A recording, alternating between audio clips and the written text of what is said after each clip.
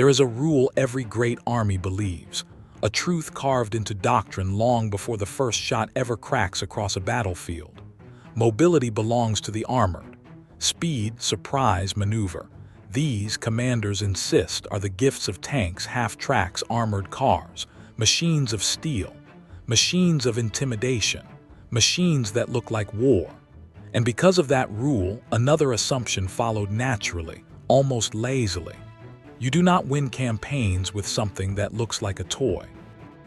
From Berlin to Warsaw to Paris, German officers repeated this belief with confidence bordering on ridicule.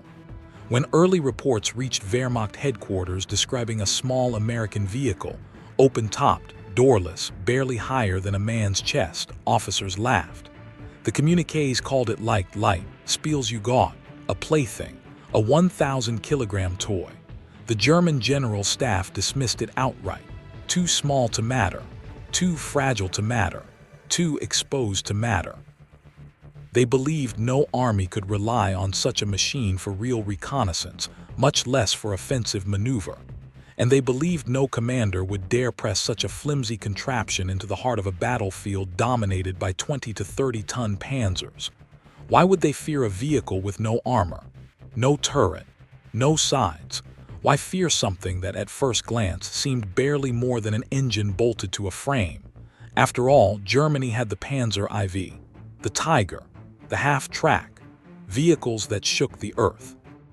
Vehicles that symbolized the Reich's industrial might. Vehicles whose very silhouette was meant to intimidate. But the Germans misunderstood something fundamental, something that would cost them dearly. War is not won by intimidation. War is won by adaptation. And in 1941, 1942, 1943, across North Africa, Sicily, Italy, France, one vehicle was quietly rewriting the definition of mobility. It was outrunning horses, tanks, motorcycles, even commanders' expectations. It could be carried in a glider dropped from planes, lashed to ships, repaired with a wrench and some prayer. It could cross sand where trucks bogged down.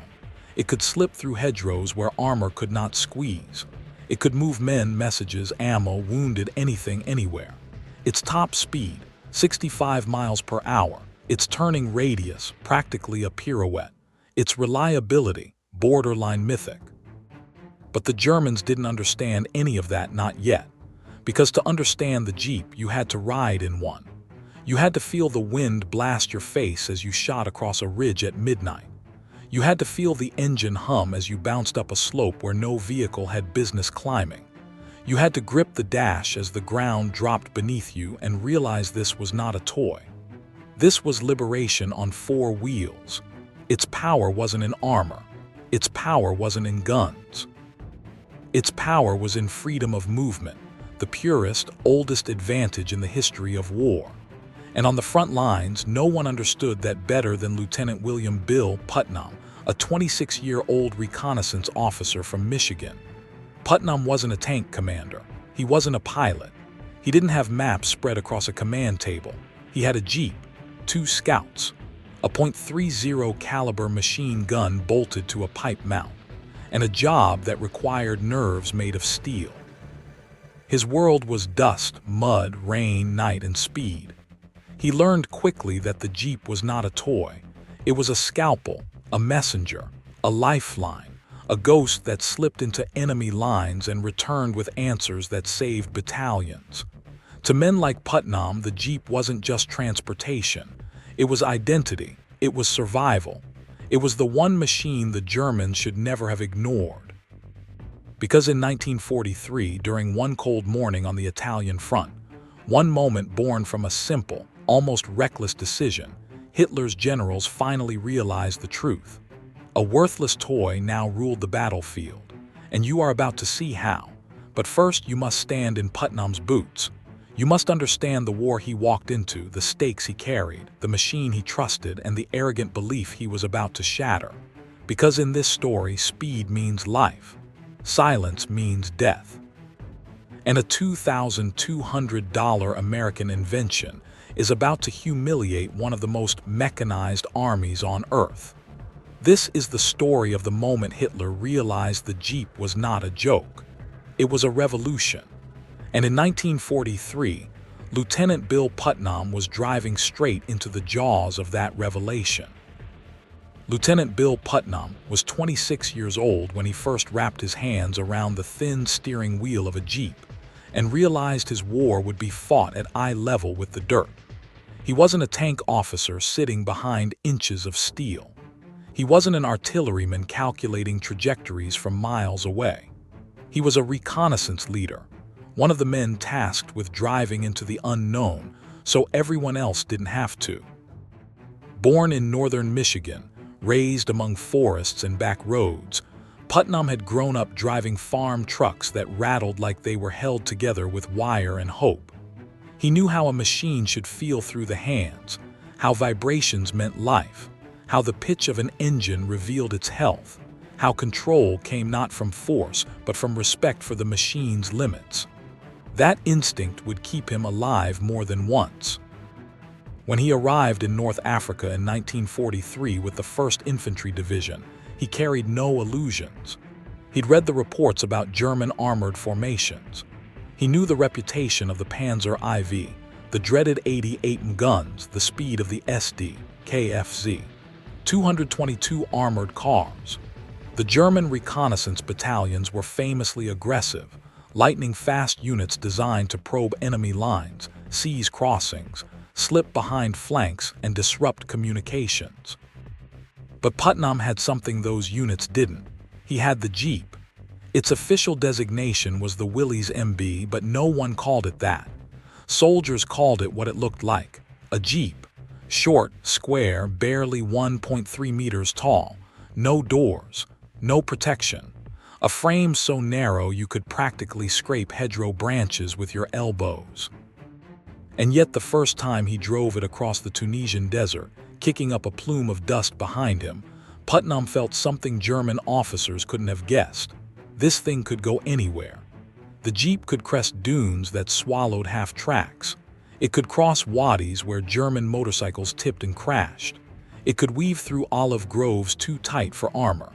It could hit 60 miles per hour on open flats, fast enough that you didn't dare blink. And the engine, just 60 horsepower, had a miracle hidden inside it: torque. It pulled, it climbed, it refused to stall.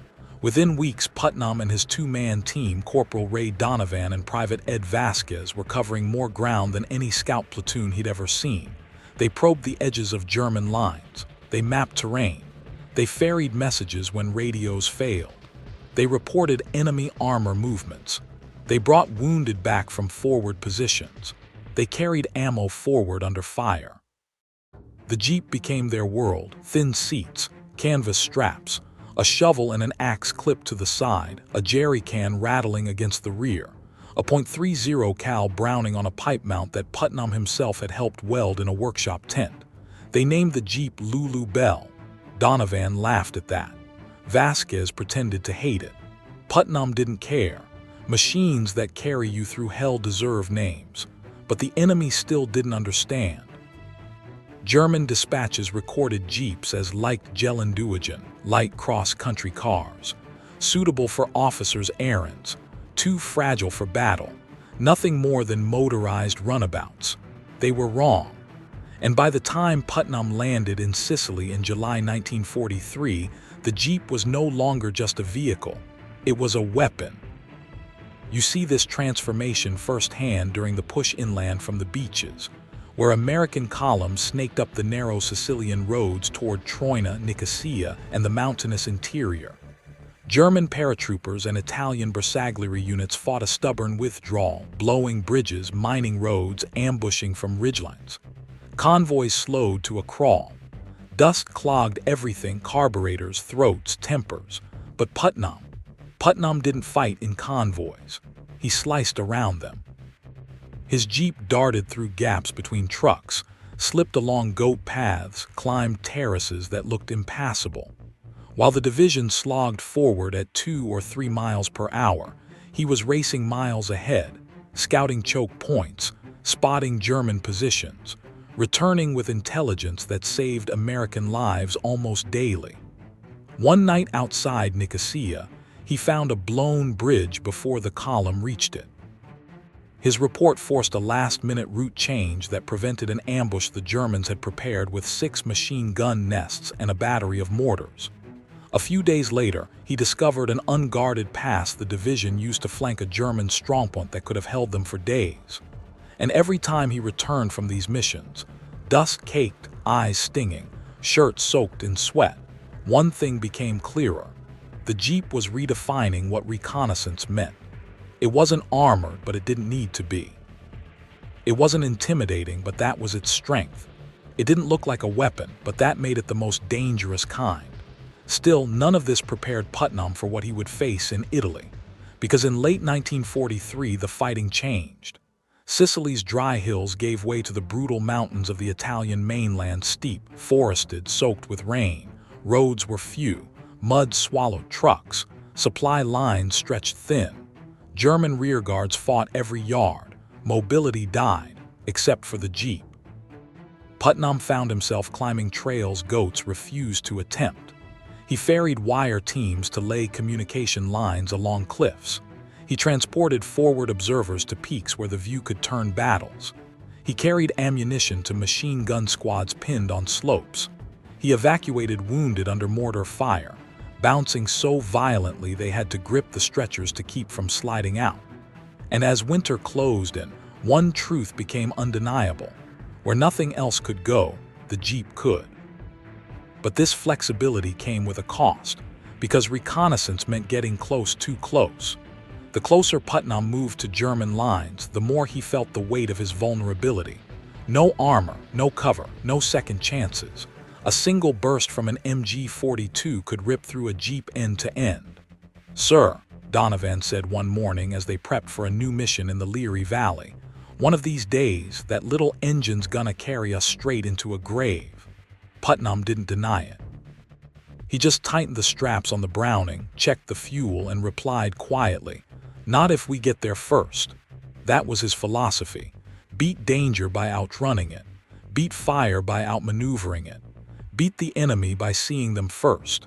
And on a cold morning in late December 1943, when Putnam received new orders, simple on paper but dangerous in practice, that philosophy would be tested harder than ever before.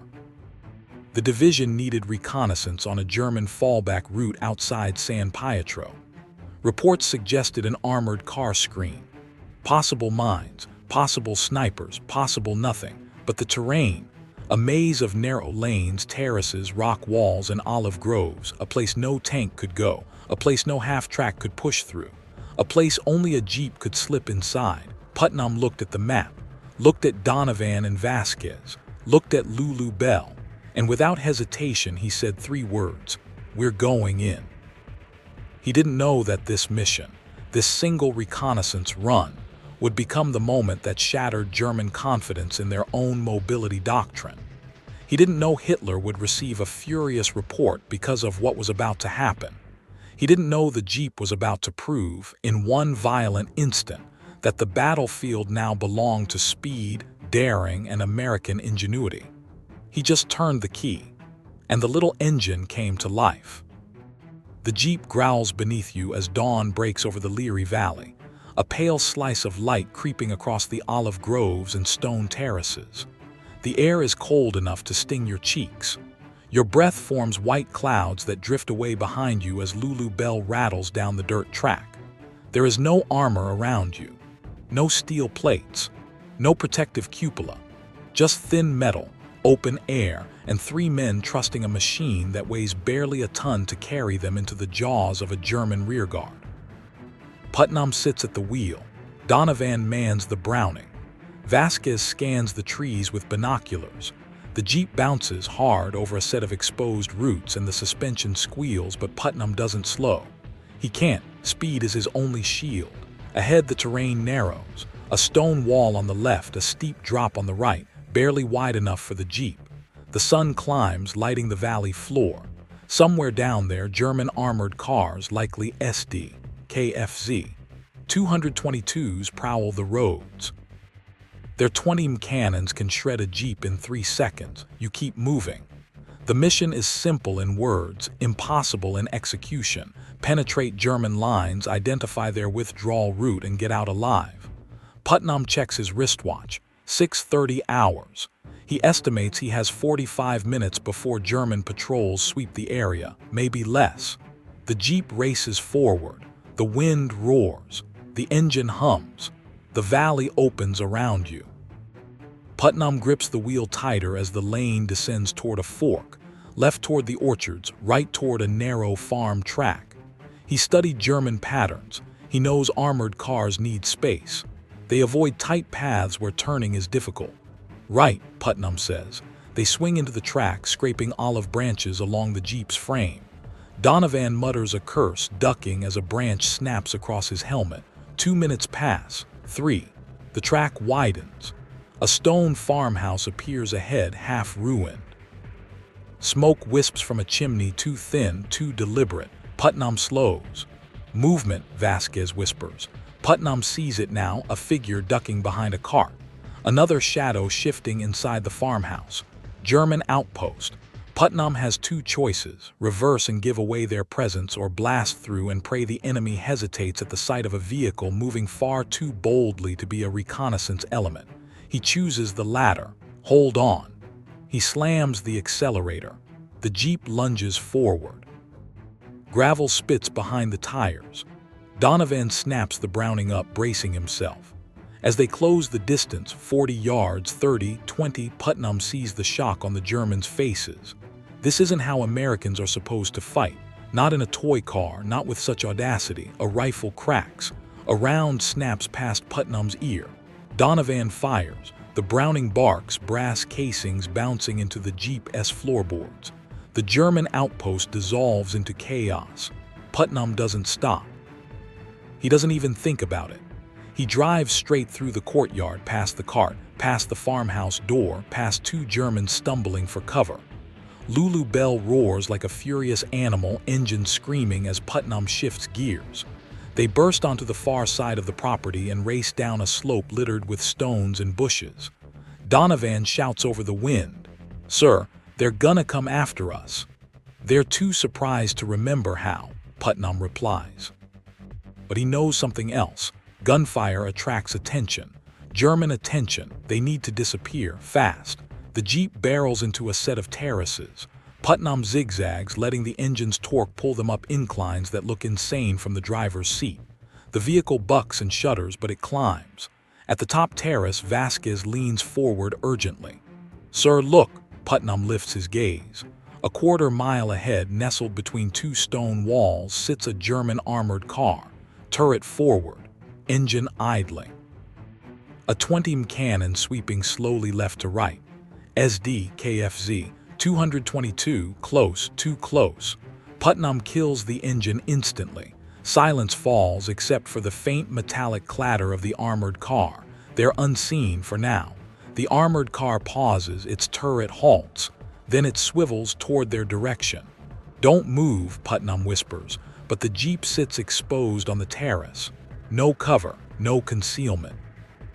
If the Germans scan another 20 yards, they'll spot the outline of Lulu Bell. Putnam thinks fast. Numbers, terrain, angles, his mind races. The armored car has frontal armor, side armor, a roofless turret, a 3-man crew. It needs room to maneuver. It hates steep angles. It hates soft ground. And most importantly, it can't depress its gun far enough to hit a target below it. Putnam's eyes widen. An idea forms, a dangerous one, a reckless one. He starts the jeep. Vasquez hisses, "Sir, what are you doing?" "Staying alive." The engine coughs softly, then steadies. Putnam reverses slowly, keeping the jeep's profile low. The armored car's turret pauses mid-sweep. The German gunner listens. Putnam knows they don't have seconds. They have fractions of seconds. The moment they're low enough on the terrace, he jams the gear stick forward. "Hold on." The jeep surges downhill, tires slipping on loose dirt. Putnam angles toward a gully, a narrow cut in the hillside that leads down behind the enemy vehicle. If he times it right, they'll pop out 20 yards behind the armored car unseen.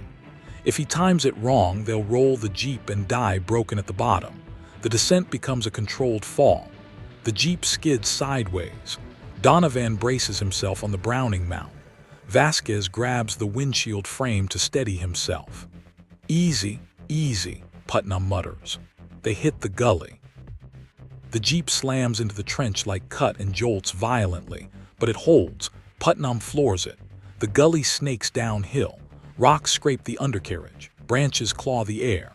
The Jeep bursts from the gully and skids onto a narrow lane directly behind the unsuspecting armored car. They've done it. They are behind a machine that could vaporize them from the front, but from the rear, the Germans are blind. Putnam doesn't hesitate. "Donovan, now!" Donovan swings the Browning forward and fires. The .30 caliber rounds puncture the armored car's exposed turret ring. The German gunner screams, collapsing inside the cupola. The driver panics. The vehicle jerks forward, slams into a stone wall, and stalls. Putnam doesn't linger. He speeds past the disabled armored car, heart pounding, teeth clenched. They're inside the German withdrawal route now. Exactly where they were told not to go, but exactly where they must be. Because in the next half mile, on a narrow road snaking between two ridges, Putnam will make the discovery that finally forces Hitler's staff to issue a furious warning about American mobility. And what he finds will turn this mission from dangerous to suicidal. Putnam pushes Lulu Bell deeper into the valley's throat, the little engine straining as the road twists between two ridges. The German armored car fades behind them, smoke curling from its stalled engine. Donovan keeps the Browning angled over his shoulder, scanning the rear. Vasquez leans forward, binoculars pressed to his face. Every sense feels sharpened. The cold air, the smell of oil on the wind, the faint rumble of distant artillery, and beneath it all the hum of the Jeep, steady and brave as if urging them onward. Then Vasquez stiffens. "Sir, you need to slow down." Putnam eases off the accelerator. They round a bend, and there it is. A convoy, not trucks, not infantry. Something far more important and far more dangerous. 3 German armored cars, 2 75 Pak 40 anti-tank guns, and a column of engineers preparing demolition charges on the only road bridge in the valley. If that bridge falls, the American advance will choke for days. The 1st Infantry Division will be stalled under German artillery fire, and the German rearguard will escape into the mountains. Vasquez whispers, "Sir, this is their fallback route, their whole escape plan." Putnam knows. He can feel it in his bones. This is the intel command needs now, not in an hour, not after deliberation, not after caution. Now, but they are too close, far too close. One German soldier turns toward them. His eyes widen. He lifts a hand, not in greeting, but in sudden confusion. Because a Jeep, an American Jeep, is rolling straight into the heart of a fortified withdrawal route with the boldness of a courier delivering mail. Then the German sees Donovan's Browning. He shouts. Chaos erupts. Putnam reacts first. "Hang on." He slams the accelerator, not away from danger but through it. The Jeep hurtles forward, engine screaming. Germans dive for cover. A Pak 40 crew frantically cranks their cannon, trying to bring the massive barrel to bear. Engineers scatter across the bridge, and a squad leader shouts for machine gunners to reposition. Donovan fires. The Browning erupts, stitching a line across sandbags and crates. Splinters explode. A German gunner drops. Putnam jerks the wheel left, skidding behind a wagon. The Jeep's tires spit gravel. A rifle round snaps past Vasquez's ear, shredding the canvas strap on the windshield. The Pak 40 booms. A shell slams into the dirt where the Jeep had been a heartbeat earlier. Earth erupts in a geyser of dust and rock. Putnam keeps driving. Speed is survival. 50 yards to the bridge. 40, 30. "Sir, they're lining up another shot. I see it." He doesn't need binoculars to feel the terror. A 75 shell will obliterate them. Not damage, not wound, obliterate. But the Pak 40 has one weakness: it can't track fast-moving targets at close range.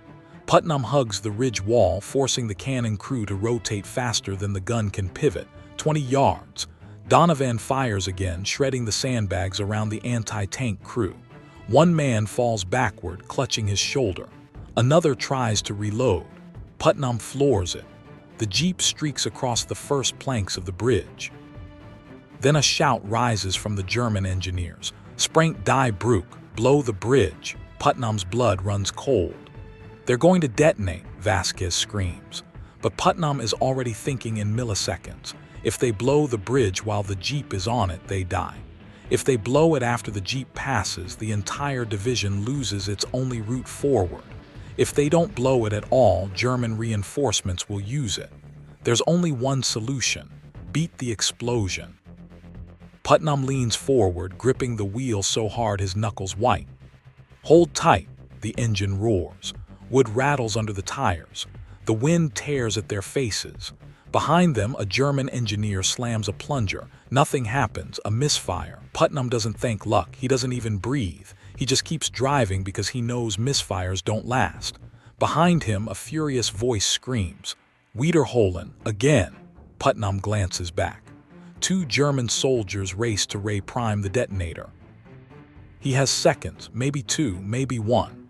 The Jeep hits the far end of the bridge. Donovan yells, "Go, go!" Putnam doesn't need encouragement. He guns the engine. The instant the Jeep clears the bridge, a thunderous blast tears the air apart. The bridge decking erupts behind them, planks, dust, nails, and half the span collapses into the ravine. Shockwaves slap the Jeep sideways. A board smashes against the rear fender. Donovan is thrown forward, hitting the dash, but they survive, barely.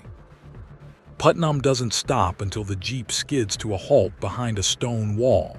They sit panting, coughing, wide-eyed, every man alive only because the misfire bought them a sliver of time. Vasquez breaks the silence first. "Sir, command needs to know everything we just saw. They need it now." Putnam nods. He understands the stakes. If the division knows about the German demolitions, artillery positions, armored cars, and the destruction of the Valley Bridge, they can reroute, regroup, and cut off the German retreat. But the Germans have learned something too. A Jeep just shattered their perimeter, and they are furious. As Putnam starts the engine, the distant drone of motors swells. He looks back. 2 more German armored cars crest a ridge, dust rising behind them. They are searching, hunting. Their turrets swivel with mechanical menace. Donovan grips the Browning. "Sir, they're tracking us." Putnam shifts into gear. "Then we outrun them." And with those words, Lulu Bell leaps forward again. Behind them, machine gun fire rips the air. The chase begins. What follows, 1 Jeep against 2 armored cars on a maze of mountain tracks, will become the moment that forces Hitler's staff to admit the unthinkable. The Americans have mastered mobility better than the Reich, and the vehicle that proved it weighs less than a Panzer's turret. The mountain track twists like a wounded snake as Putnam shoves Lulu Bell into a full-speed sprint. The engine howls, echoing across the slopes. Stone walls blur on either side. Loose gravel spits from the tires. Every bump sends a shock through the Jeep's frame and straight into your teeth. Behind them, the 2 German armored cars bear down, SD, KFZ. 222s, fast, angry, and more than capable of shredding a soft-skinned Jeep. Donovan fires a burst from the Browning. Tracer rounds arc backward, clattering harmlessly off the armored hulls. "That's just going to piss them off," Vasquez yells over the wind. "Good," Putnam replies. "Angry enemies make mistakes." The first armored car floors it. Its larger tires chew the dirt. Its suspension handles bumps with a grace the Jeep can't match. It gains 10 yards, then 15. The turret gunner swings the 20 cannon directly onto the Jeep's tail. "Brace!" Putnam shouts. The cannon fires. A glowing tracer rips past the Jeep, slamming into the uphill ridge in a spray of shattered stone.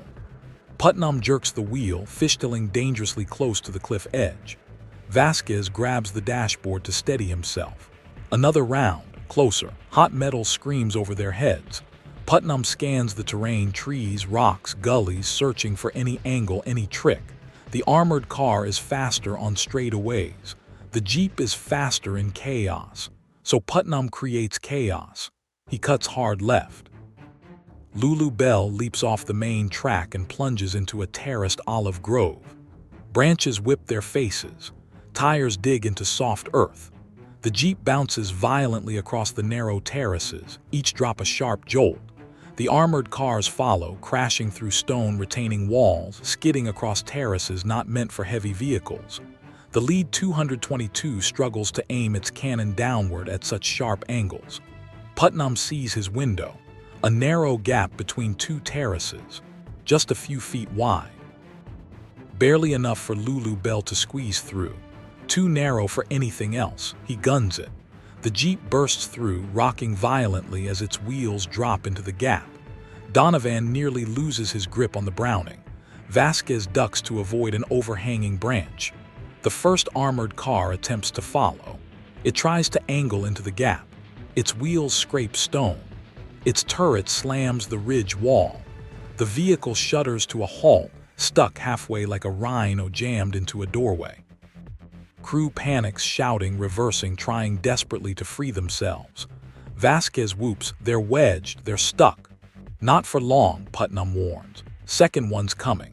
And he's right. The second 222 swings around the orchard, choosing a wider terrace and attempting to flank them. Putnam pushes Lulu Bell faster. The Jeep bounds from terrace to terrace until the grove ends in a steep ravine, a dead end for any normal vehicle. Vasquez sees it and panics. "Sir, there's no way down." Putnam doesn't slow. He angles toward a faint goat trail descending into the ravine. Donovan stares at it, horrified. That's not a trail, that's a damn suggestion. But the Jeep is already committed. Putnam grips the wheel, stares down the slope, feels every instinct screaming at him to stop. Instead, he presses harder. The Jeep plunges down the goat trail, skidding, bouncing, slamming against rocks. Dust engulfs them. Vasquez's helmet cracks against the roll bar. Donovan braces himself with both feet and one frantic prayer. Up above, the flanking armored car reaches the ravine edge and stops. It cannot follow, not without flipping, not without killing its crew. The German commander curses, waving his arms. He orders the turret gunner to fire down into the ravine, but the depression angle is too steep. Putnam doesn't wait. He weaves Lulu Bell along the ravine floor, zigzagging, jumping small ledges, trusting torque and momentum to carry them through. Behind them, the stuck armored car finally frees itself, but too late.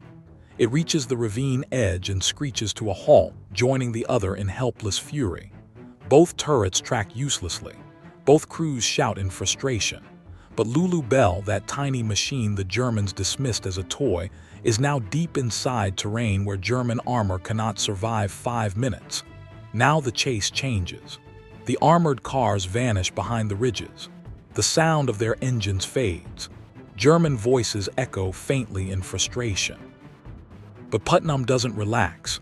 "Sir," Vasquez says, "we lost them." "No," Putnam replies, eyes fixed on the ravine's end. "They lost us."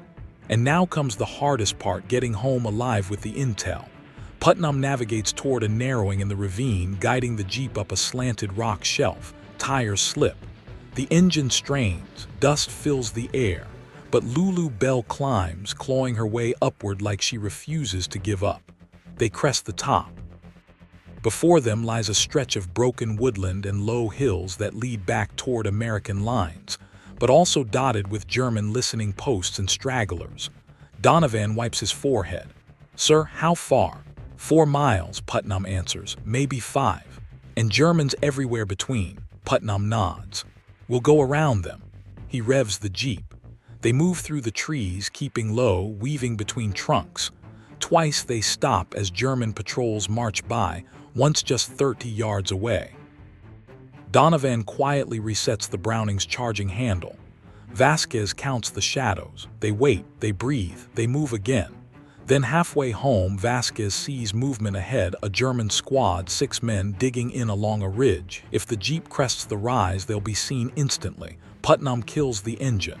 "We go around," Donovan whispers. "No," Putnam shakes his head. "They're guarding the approaches. They expect troops, not this." "What do we do, sir?" Vasquez asks. Putnam chooses the unthinkable. "We drive straight at them." Donovan stares. "Sir, that's suicide. Not if we look like we belong." Before Donovan can argue, Putnam removes his helmet, tosses it under the seat, and pulls a German rain poncho from the back. It had been captured days earlier from an abandoned position. He throws it over his uniform. Donovan and Vasquez do the same. Putnam starts the engine. The Jeep rolls up the ridge, not fast, not slow, at exactly the pace of a German liaison vehicle carrying orders between positions. As they crest the rise, the German squad turns. Time slows. One soldier steps forward. He raises a hand, not in alarm, but in greeting. Putnam raises his own hand casually, nodding just enough to appear legitimate, then keeps driving, maintaining a perfect, calm pace. The Germans return to digging, and Lulu Bell rolls past them just 20 feet away. Once the ridge dips, Putnam drops the act. Now we run. The Jeep rockets forward, tearing down the slope, every bump a jolt, every second a gamble. And then, at last, the sound they've been praying for echoes from beyond the next rise. American machine gun chatter, American voices, American lines. They burst into friendly territory just as artillery begins pounding the valley behind them. Putnam skids to a stop in front of battalion headquarters. Dust billows. Officers rush out. "Lieutenant." "Did you get it?" one shouts. Putnam steps out of the Jeep covered in dust, branches stuck in his uniform, eyes burning. "Yes, sir, we got everything." And with that, the information that will reshape the division's entire operation. German fallback routes, artillery positions, armored elements, demolitions, is in American hands. Before midnight, higher command forwards the report to Army Group HQ. Before dawn, German intelligence intercepts radio chatter of American units repositioning with uncanny precision, which forces Hitler's staff to issue a furious warning. The enemy possesses an extraordinary mobile reconnaissance capability. Their light vehicles are not to be underestimated. They are talking about the Jeep, and they are talking about men like Lieutenant Bill Putnam. The report moves faster than any bullet fired that day. Within hours of Putnam's return, runners sprint across battalion lines, radio men tap out urgent messages, and officers crowd around maps littered with pins and grease pencil marks. One Jeep, one recon team, has peeled back the veil hiding the German rearguard's entire withdrawal plan. But the Germans are learning something too. Their stunned intercept operators relay frantic field messages upward, and those messages land on the desks of staff officers in Berlin. Officers who believed American motorization was clumsy, undisciplined, inferior to German doctrine. Officers who now must explain why a doorless American scout car just outmaneuvered two armored vehicles, dodged anti-tank guns, identified a major withdrawal route, and escaped through territory where even German motorcycles refused to operate. Somewhere in the Reich Chancellery, the morning intelligence digest reaches Hitler. The phrasing is curt, almost embarrassed. Enemy light reconnaissance vehicles demonstrated unacceptable penetration of our rearguard. Their mobility exceeds existing expectations. Commanders must not underestimate Allied cross-country capabilities. Translated into plain language, it means the toy now rules the terrain. And because of that revelation, the German command is forced to shift doctrine. First ripple, reinforced checkpoints within 48 hours, German units across Italy begin receiving new orders. Light vehicles are to be engaged immediately. Assume sabotage or reconnaissance. A remarkable reversal. Just months earlier, they laughed at the Jeep. Now they fear it. Checkpoints multiply. Fields of fire adjust. Machine guns reorient to cover trails too narrow for armor. Engineers receive instructions to block goat paths and farm tracks, routes no commander had ever considered strategically important until Jeeps proved they were. Second ripple. Slowing the German retreat. Putnam's intelligence allows the 1st Infantry Division to bypass the destroyed bridge entirely. Instead of stalling, engineers identify an alternate fordable streambed 5 miles north, terrain they would never have scouted without knowing the German plan. By dawn, American infantry and artillery reposition with uncanny accuracy. German rearguard officers cannot understand it. How did the Americans predict exactly which ridges to seize? How did their artillery find perfect angles on the fallback columns? How did they cut off 2 engineer platoons before they could escape? The answer is simple. One jeep did what an entire German reconnaissance battalion could not.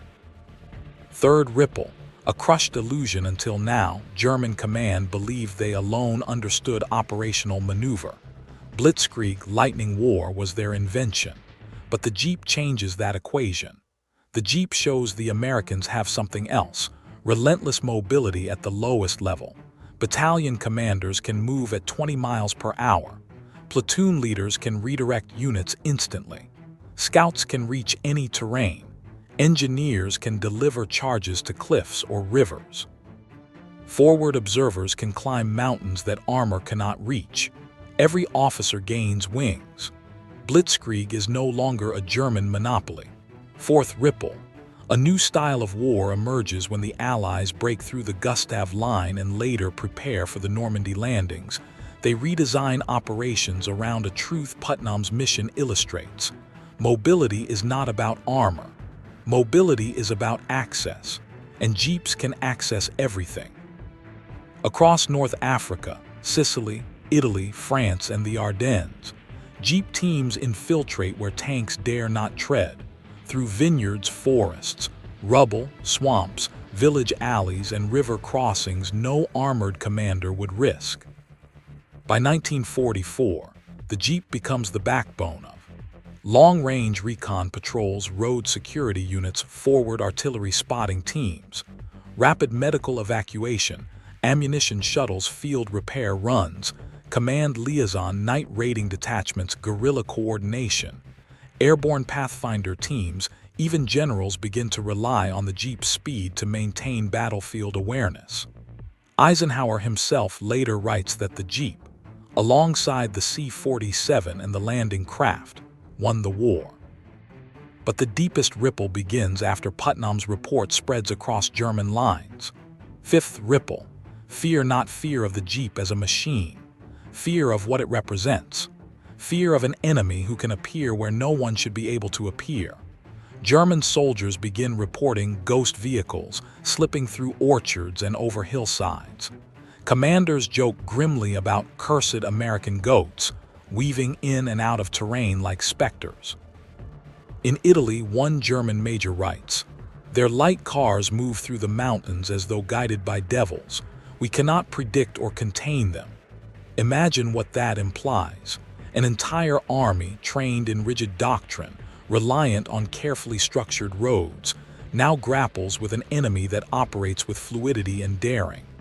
Putnam's mission is not the first jeep reconnaissance run, not the last, but it is the one that breaks the illusion. Because German officers finally admit the truth, the Americans have made every man a maneuver element. Every jeep is a scout. Every scout is a threat. Every threat is mobile. You cannot contain that. You cannot plan against that. You cannot outmaneuver that with heavy steel alone. This is not about a single mission. It is about a shift in warfare. A shift Germany failed to anticipate. A shift America executed with genius and manufacturing power. A shift embodied in a vehicle Hitler mocked until it was too late. Sixth ripple, the bridge that did not save them. If the Germans had destroyed the bridge earlier, they might have slowed the Americans. If they had reinforced it, they might have held longer.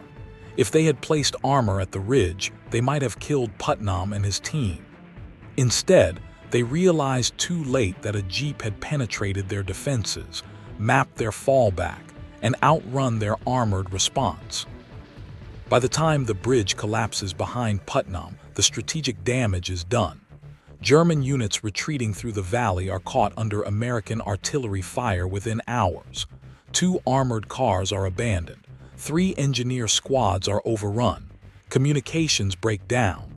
The rearguard retreats in confusion. And a single line appears in the German field report filed that night. Enemy light reconnaissance vehicles operate with unacceptable freedom. Countermeasures insufficient. unacceptable freedom. What the Germans didn't know was this: Putnam and his Jeep represent only the opening act. Within months, hundreds of Jeep teams across France would do far more, racing down hedgerows, slicing through gaps, infiltrating towns, linking with resistance fighters, and rendering German columns blind. The true impact wouldn't be understood until after the war, when captured German documents revealed just how many operations were compromised because of Jeep-based reconnaissance. It wasn't a toy. It was a vision of future warfare. Simple, fast, adaptable, ubiquitous. A weapon any man could use anywhere on Earth. And in 1943, Hitler finally understood that his armies were being outmaneuvered not by tanks, not by bombers, not by naval fleets, but by something far humbler: a 2,200-pound engine on 4 wheels, driven by men like Lieutenant Bill Putnam. You don't understand the legacy of a vehicle until you hear the names of the men it carried. Lieutenant William "Bill" Putnam survived the war. So did Corporal Ray Donovan and Private Ed Vasquez, 3 young men who should have died dozens of times in ravines, orchards, farm lanes, and mountain passes, but who lived because a tiny machine kept pulling them forward when every instinct told them to stop. After the Italian campaign, Putnam continued reconnaissance work in France, often driving the same Jeep, Lulu Bell, across roads cratered by artillery, along Normandy hedgerows thick as fortress walls, and through Alsatian forests where visibility dropped to 5 meters. By 1945, that Jeep had covered more than 7,000 combat miles, absorbed bullet scars on its hood and fenders, and carried wounded soldiers, ammunition, medics, wire teams, chaplains, officers, prisoners, and refugees. It wasn't a weapon. It wasn't armor. It was everything else a soldier needed in a war that demanded flexibility above all. After the war, Putnam returned to Michigan. He worked as a surveyor, fitting for a man who'd spent years reading terrain as if it were a second language. Donovan became a mechanic in Pennsylvania. Vasquez opened a small hardware shop in Arizona. They stayed in touch until age and distance pulled their lives apart, but each of them would say the same thing in the interviews they gave years later: "The Jeep saved us more times than we can count." But the legacy is larger than 3 men. A machine that democratized mobility before the Jeep, mobility belonged to elite units, cavalry, armored cars, motorcycle battalions. Movement was controlled from the top down.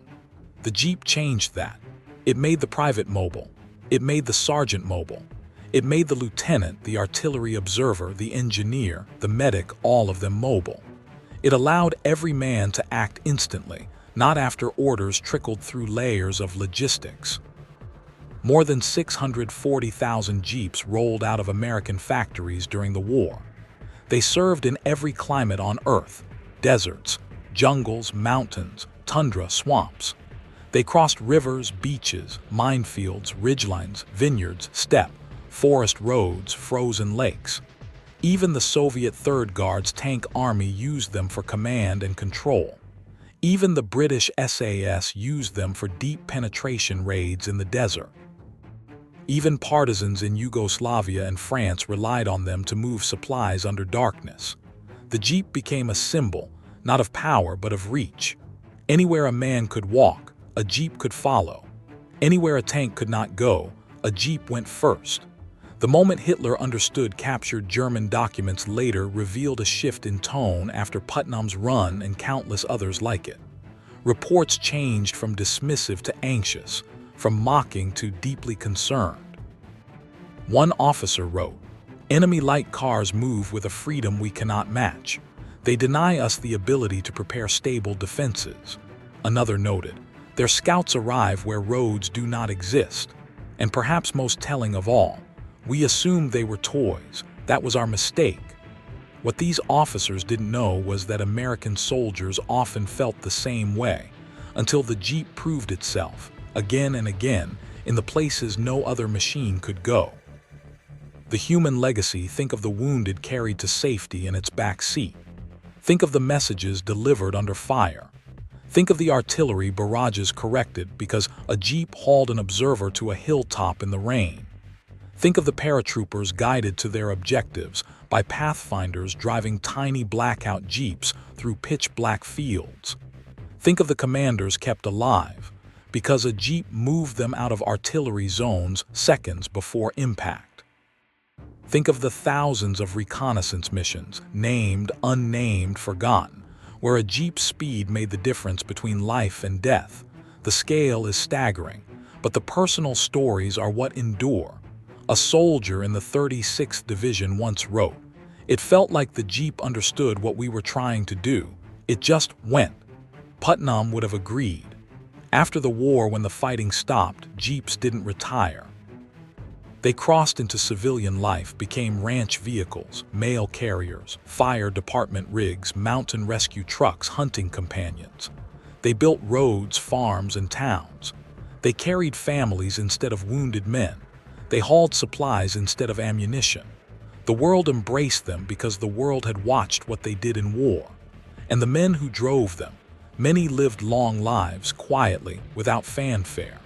Putnam died in 1993 at the age of 76. Donovan passed in 1988.